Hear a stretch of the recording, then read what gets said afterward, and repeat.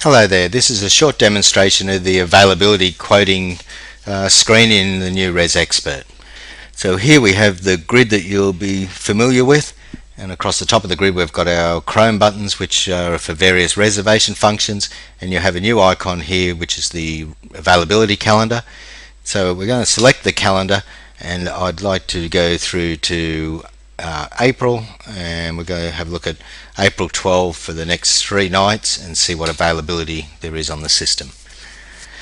And ResExpert returns you the quoting screen, and you've got your all your unit types listed in the middle here, with the number of units available for the date range that you've selected, with the maximum extension that you can make a booking for, and it tells you the maximum occupancy in each room and a minimum and maximum rate for each of your unit types. The quoting screen also has available rate groups, which allows you to have multiple rate pricing schemes, and also you can have multiple discount structures.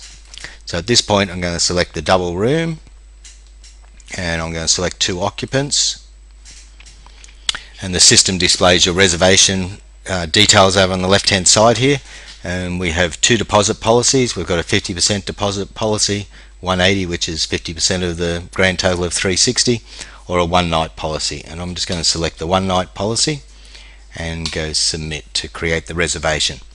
So at this point here, the system comes back with the guest folio screen, and here you enter the guest details if it's the first time they've stayed with you, or if they've been a previous guest, you should search for them so that this booking is appended to their history records.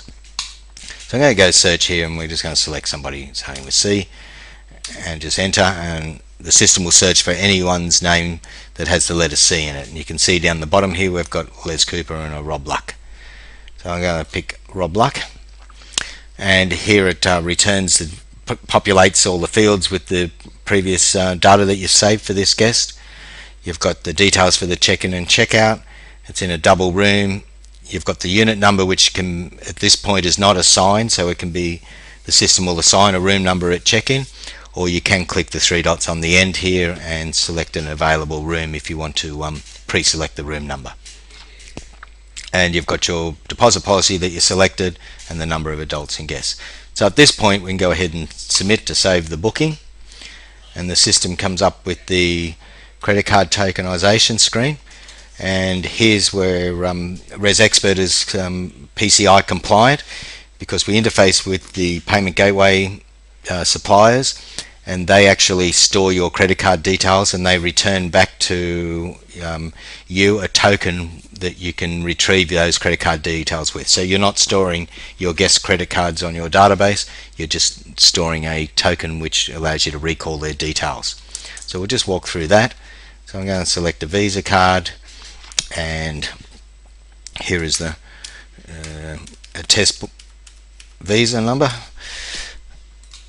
and just select expiry, and then you answer the small question here, which will be 85. I'm on 5 today, and then you hit the submit button, and it says your credit card's been accepted but not charged, and the system will then display the details here for you, saying your credit card's been accepted. Please press the submit button, and here the system will display the token for you and the credit card number and expiry date, so that you can recall that at some other point if you need to charge this guest.